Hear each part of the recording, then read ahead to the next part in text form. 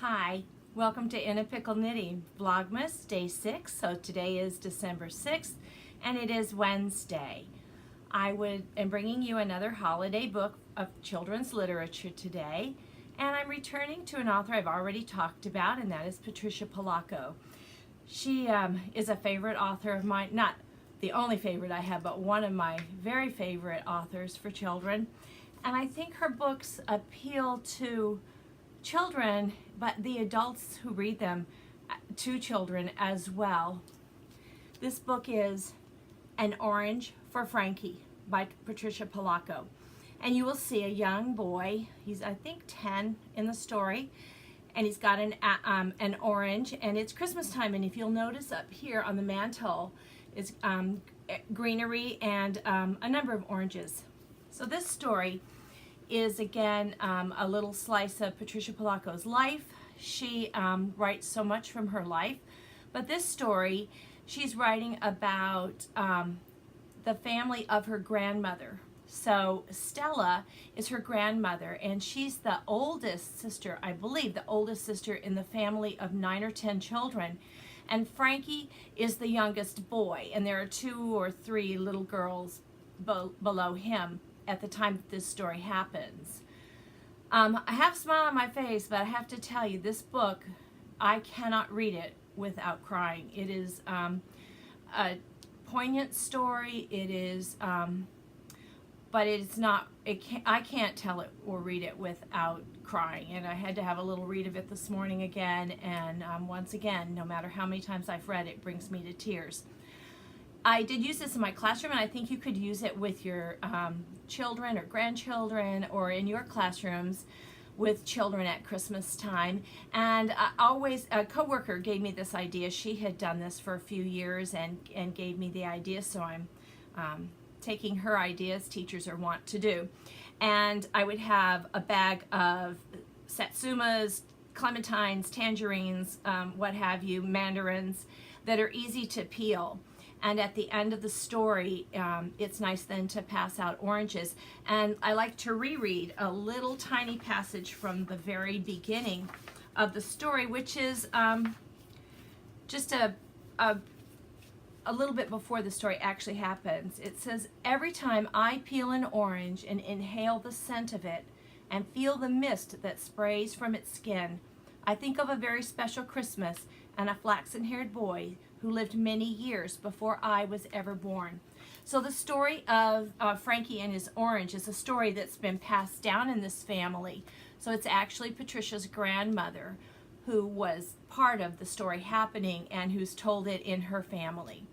So it's near Christmas. They're in Michigan as before, and Pa has left the farm to go to Lansing, and he always comes back at Christmas time with an orange for all of the kids in the family, and they're placed up on the mantle, and they aren't enjoyed until Christmas morning, and it's a very special treat. He actually goes to Lansing to meet the train that's coming from Florida.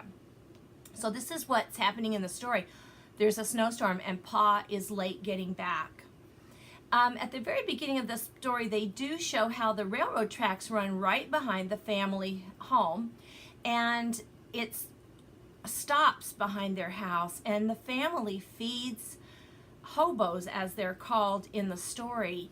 This story's happening during a time of hardship, and the conductors on the trains are not supposed to allow passengers on who haven't paid, but this one and many others do, realizing that these are people, particularly men, who are in need.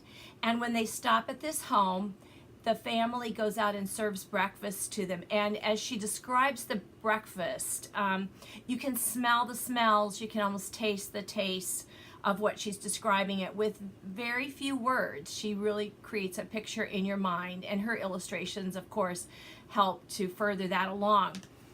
And Frankie is giving coffee to one of the gentlemen that he hadn't seen before, and the man is shivering and doesn't speak much, but as his coat falls back, Frankie sees that under his coat he doesn't have a shirt on or a sweater or anything.